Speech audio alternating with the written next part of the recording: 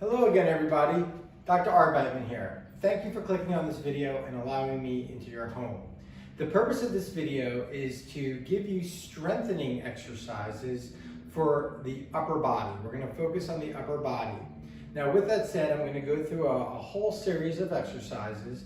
The general rule of thumb is if it hurts, don't do it. If it hurts, don't do it. You also will see me do exercises with weights, without weights, with a band. You can modify this. You don't have to use weights, you don't have to use resistance, you can just use gravity and do the movements that I'm showing without any weights. And then if you're more fit and you're able to do it, if you want to incorporate a resistance band or weights, do so. But again, we never want to take something into pain. Also, general rule of thumb is whatever exercise we're going to do it three times for 10 reps. So that means I'm going to do it 10 times, take a break, maybe go do another exercise, come back, do it again, take a break, maybe go do another exercise, and then come back and do it again. So we want to do 3 sets of 10 repetitions. One of the most common questions I get in the practice is, how can I strengthen my neck? And we're not going to strap weights to our head, but what we can do is neck retraction exercises. I call it the double chin exercise. And if you imagine that there's 3 points on my face, my chin, my nose, and my forehead, and I pull straight back like that, give myself a double chin, I feel the muscles on the front of my body start to contract, and the muscles on the back of my neck get really loose and spongy. So we just do these neck retractions, and that will relieve a lot of tension in the upper neck and will build up the strength, especially if you're one of these people. So that's a great exercise. That will also stretch out the suboccipital muscles. So that's it for neck. I mean, that's as much strengthening as I'm going to teach for neck. So now moving down the body, if we're going to do some shoulder and arm exercises, I'm just going to demonstrate this with weights, but recognize, and I'll show you how we do it with the band too. I'm going to recommend in general that we keep all of our weight exercises below the horizon. What do I mean by that? We're not going to lift the weights past here. We're not going to do presses, because if you have degeneration or arthritis in your lower neck and you have less space for a nerve, you can do the exercise properly 9 times, and then the 10th time you turn into the wrong angle, you pinch the nerve. So we're just going to not put that stress above the head. Now, my general rule of thumb when we're doing resistance training is we're only going to move the joint that's supposed to be moving. So if I'm doing a bicep curl, this is the only thing that moves. There's no accessory movement in my body. So everything is locked. I do that neck retraction. I pull my belly button into my spine. Maybe I put a little bend in my knees, and I'm going to just do the biceps. So I'm going to show you a few different bicep curls. That's for this muscle. So we can go right from this position here to this position where I'm corkscrewing the weight. We can do a hammer curl right across the front of our body. And we can also just do a straight curl 2 at a time. You can do alternating like that. That works as well. So there's some different modifications there. With shoulders, we can do T, we can do W, we can do Y. You can do all 3 of those and do a set of 12, 4 of each. We can get onto our side. If you have rotator cuff issues, meaning it hurts to lay on your side, lay on your shoulder or lift over your head, great way to strengthen the rotator cuff is to take the weight or no weight. And these shoulder exercises are lightweight. I mean, this is 8 pounds, but you don't even need to use that. It could be 3 pounds, 1 pound even. And you're gonna just tuck your elbow into your side and pull away from your belly button. Support your neck, just like that. You can also do the side like this. I love this, and I love this exercise. Okay, so just be careful. If you get out here on these long levers and you feel pain here, just don't do that one. Stay with the short lever stuff.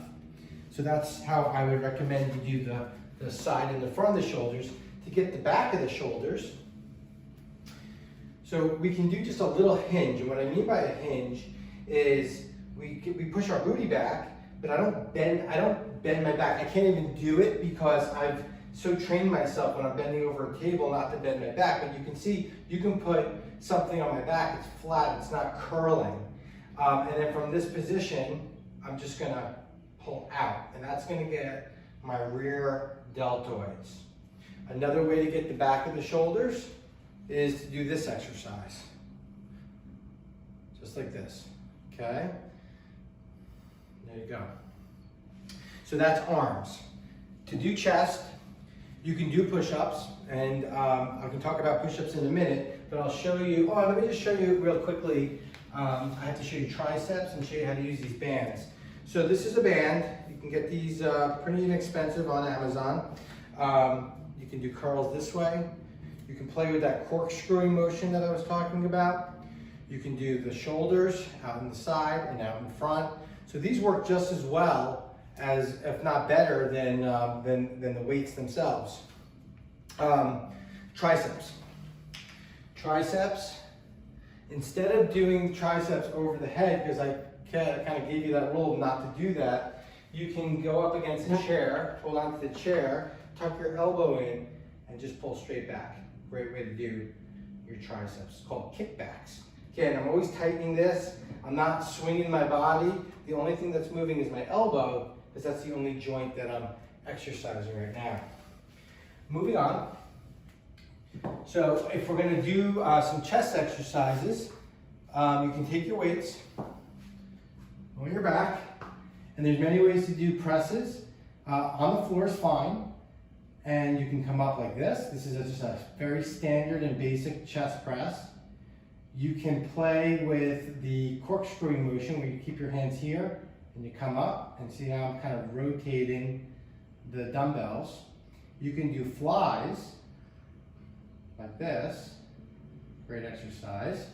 If you have a band, you can lay on the band just like this and press up with the resistance of the band. Now we're going to talk about strengthening the back. So I'll keep this all in the upper body. So one of the best exercises to do for the lower back, when we're talking about strength here, is to be in the quadruped position. This is called a bird dog. And if you had seen my spinal hygiene video, we talked about cat-cow, where this would be flexion, this would be extension. You want to get into straight neutral. So I'm pulling my belly button to the spine. If pretend somebody was going to run at you and knock you over, what would you do to brace yourself so that they couldn't knock you over? Now from this position, you can lift an arm, really basic, lift a leg. And when you lift that leg up, be careful not to rotate your hip out. You want to stay really neutral, as if you had a glass of water on your back.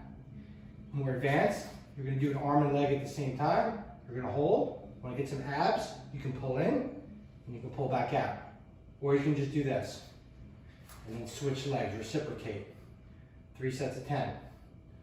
Okay? You can do a lot of work for the back from a plank position. So plank position is this.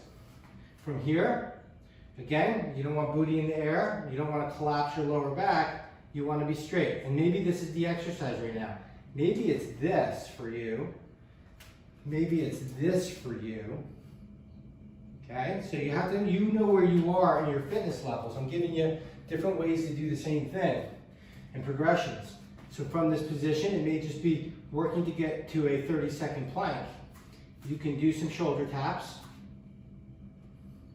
You can come from this position, if you're more advanced, and roll out. On the side here, I'm tightening down this whole part of my core. Whew, get a workout. You can do push-ups from this position. Push-ups, again for your chest, can be a wide push-up, could be a narrow push-up, could be a diamond push-up with your pointer, your index finger, and your thumbs touching. And it could be a dive bomber push-up, where you're coming from a down dog position, which is a great stretch that I did not talk about in my other video, which I should have. Great way to stretch the calves. You can see I'm pedaling. And you can come down and up and down. So I'm just showing you the exercises so that you can choose which exercises you want to do. The other set of exercises that are good for the lower back is to go flat on your belly, and you can do a swimmer where you're just lifting an arm and a leg, an arm and a leg. You can lift upper body, lower body, or you can lift it all. Okay? That's really great. You can also go on your side, knees down. So we're kind of doing upper body and core here. You can go on your side, and from this position, you can do triceps like this, just pushing off.